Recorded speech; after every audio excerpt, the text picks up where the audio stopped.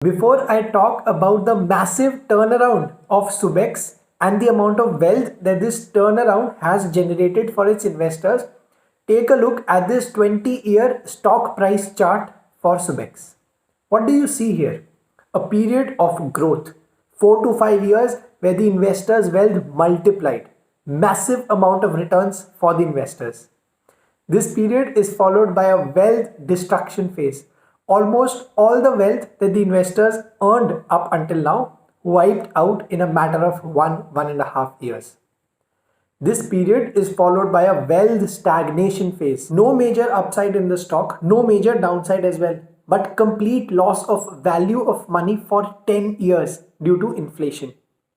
Post 2020, we see a turnaround phase in the stock where the stock went from being a penny stock to signs of recovery and stability in the business operations of Subex. So in this video, we'll take a look at their detailed stock market journey. What are the major lessons that retail investors like you and me should learn from their journey, and most importantly, their future projection of the Subex stock. So let's begin. Subex got listed in the stock market in 2003 at a price of close to 110 rupees. Within a span of only 4 years, the stock price touched a high of 750 rupees. Yes, that is close to 650% returns in only 4 years. By any standards, these are abnormally high returns, and no asset class can guarantee you this much amount of returns. So it's fair to assume it was a once in a lifetime kind of a situation for Subex investors. But why was this happening? Subex used to sell telecom products in the area of fraud detection, in the area of revenue assurance. Naturally, these kind of products gained a lot of traction in the market, which is why you see the kind of growth in their stock price as well.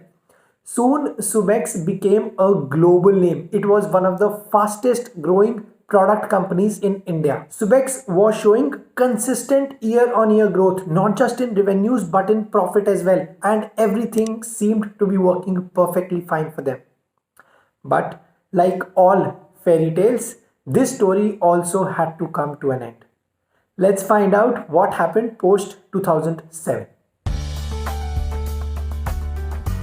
Take a look at this chart. From 2007 to 2009, the stock price went from a high of 750 rupees to a low of 20 rupees. Yes, 97% erosion of wealth. All the money that the investors earned wiped out only in a span of 2 years. What happened during this time? The global financial crisis that struck the world in 2008 had a major role to play in this. Because Suzlon was a global player, it had its products across different geographies, hence they were in fact much more affected by this financial crisis.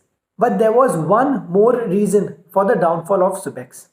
From 2004 till 2007, they were on a massive acquisition spree. They acquired a lot of companies. In fact, one of the companies that they acquired, that particular acquisition was done at an all-cash deal of 165 million US dollars, which is close to $800 or $900 at that point of time. Now think about this. In 2007, this was a huge amount. Subex did not have that in the form of cash. Naturally, they had to resort to taking debt, which is when their downfall started. Now combine this situation with global financial crisis, global recession going on, not enough demand in the market. Naturally, Subex's financials started to take a huge amount of hit. But did the situation improve post the global financial crisis? Did they see any recovery post 2009? Let's find out. Take a look at this chart from 2009 to 2020. What do you see? Do you see any recovery here? Absolutely not. There were no major upsides or downsides. In fact, when it comes to their business, their debt started to spiral up because they were not getting enough orders. They had a very low order book. They were not able to pay debt as well. What compounded their problem was that their founders also left the company in 2013. Now, here is a company that's struggling with massive debts, no sight of future management, and an extremely low order book.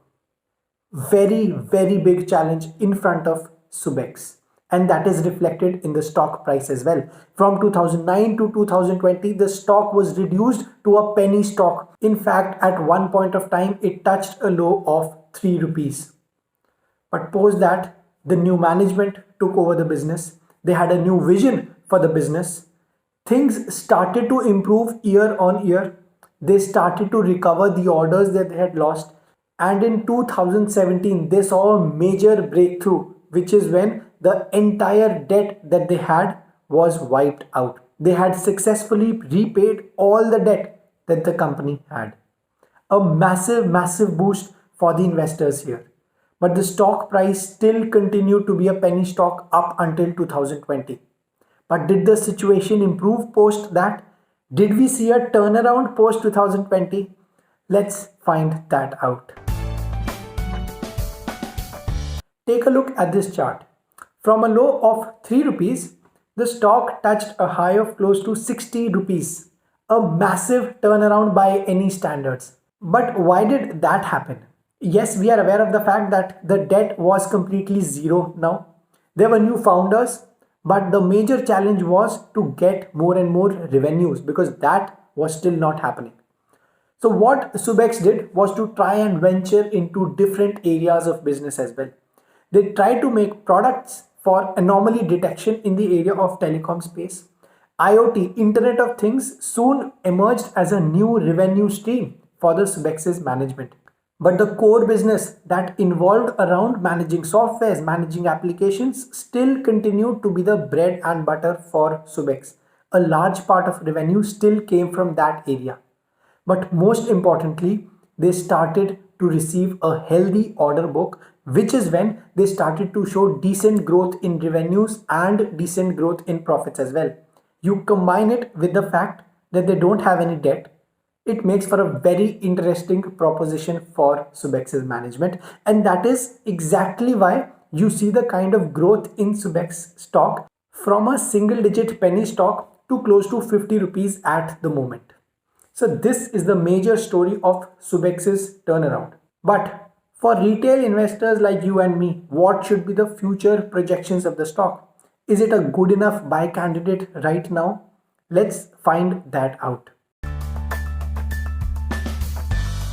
Alright, first things first, I had made a video during Diwali that this could be a potential buy candidate when the stock price was 41 rupees. Today it's trending at close to 50 rupees, which is around 17 to 18% returns in a matter of 4 months when the market has fallen dramatically in the past 2 to 3 months. But let us now deep dive on what is the future projection. Yes, the company is sitting on a healthy order book and the revenues are growing.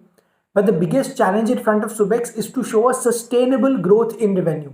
Whether they'll be able to do that or not, only time will tell. But for now, it's recommended that one keenly watches out for the results and the commentary that the management is giving out. It becomes all the more important to see that whether there is any oversight on the kind of revenue growth that the management expects in the few years. Naturally, that revenue growth should translate to the profit growth, which is the bottom line as well. And that is when I would say that the operations of Subex have completely stabilized. But for now, it remains to be seen how does Subex management go about the things from here on. Yes, the business has recovered, but whether this is sustainable or not, only time will tell. Alright, I hope you enjoyed this analysis of Subex stock. Do subscribe to Finance Lens and I'll see you the next time.